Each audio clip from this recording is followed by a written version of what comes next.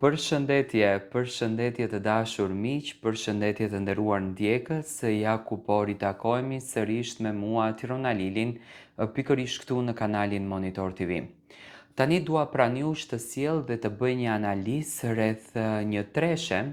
që në fakt kanë qenë shumë të përfolur, kanë qenë shumë të komentuar dhe shumë të dashur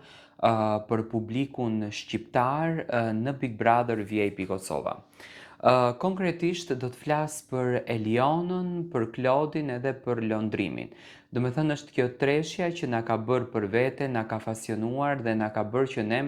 të ndjekim këtë Big Brother për batutat, humorin dhe energjinë e tyre.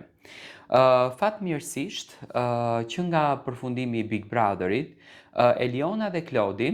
nisën emocionet e tyre që brënda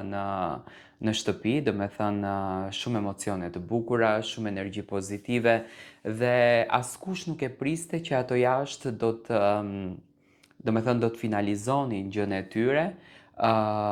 me shumë dashuri dhe me shumë energji të mirë, do me thënë me kënaqësi shpirtërore, dhe kjo e bënte që të ishte gjithçka më e bukur dhe më e veçantë. Eliona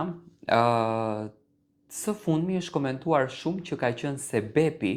që Klodi dhe Londrimi kanë shkatruar marrëdhënien me njëri tjetrin.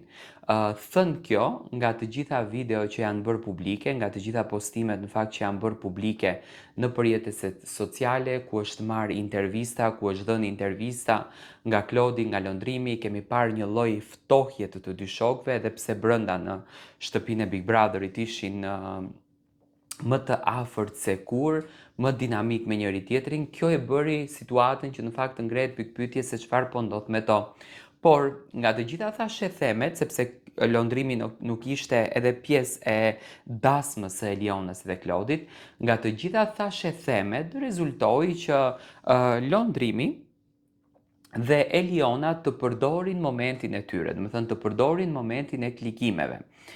Eliona është bërë pjesë e këngës së Londrimit, në këngën e re që Londrimi nxjerr, Eliona është figurante në këtë videoklip. Unë e di pse ka ndodhur kjo gjë, do të thënë nga fakti që Eliona dhe Klodi dhe Londrimi tashmë vazhdojnë të kenë shumë klikime sepse është ngritur një kurreshtje për marrëdhënien e tyre dhe është forma e mekanizmit të marketingut